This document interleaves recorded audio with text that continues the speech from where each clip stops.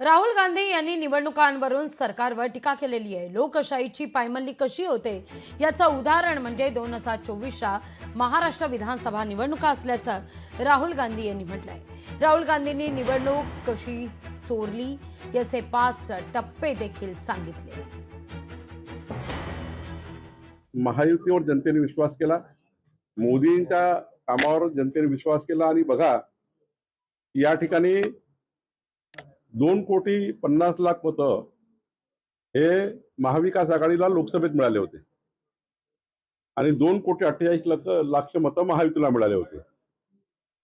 आमच्या महायुतीच्या सर्व कार्यकर्त्यांच्या प्रयत्नाने आम्ही 3,17,00,000वर गेलो आणि ते 2,17,00,000वर आले।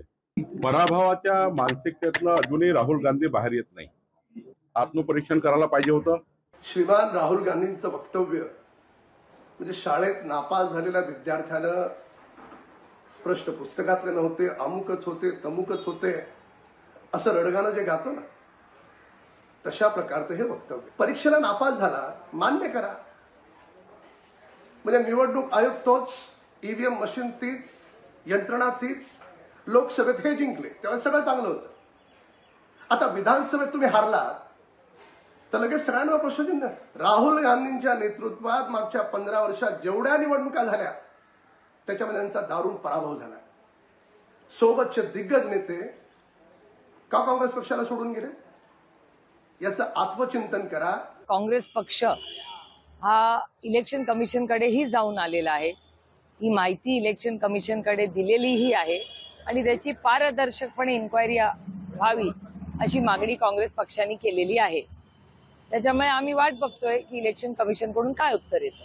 महाराष्ट्राची निवडणूक राहुल गांधी म्हणतात, आम्ही सगळे म्हणतो त्याप्रमाणे हा विजय खेचला नाही तर चोरला, हायजॅक केला।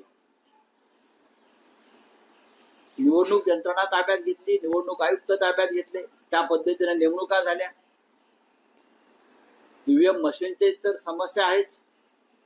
हा शेवटच्या 2 तासामध्ये 60 ते 65 लाख मतदान अचानक वाढवलं गेलं। हे सगळं एक ज्याला सेटिंग म्हणतो आपण, त्या पद्धतीनं झालं। रोज खोटं बोललं की लोकांना खरं वाटतं असं राहुल गांधींना वाटत असल्यामुळे त्या गोष्टी ते सातत्याने बोलतात। आपण बघितलं असेल, हा आरोप यापूर्वी त्यांनी लावला। सप्रमाण निवडणूक आयोगाने यापूर्वीच्या निवडणुकात किती वाढले होते त्याच पद्धतीनं आता किती वाढले सगळं सप्रमाण दिलं। पण रोज खोटं बोलायचं ही एक सवय राहुल गांधींना लागलेली आहे, कारण ते स्वतःच्या मनाला समजवत आहेत। जोपर्यंत राहुल गांधी या ठिकाणी सत्य स्वीकारणार नाहीत, जोपर्यंत ते जागे होऊन जमिनीवर काम करणार नाहीत, तोपर्यंत त्यांच्या पक्षाला कुठलंही भवितव्य उरलेलं नाही।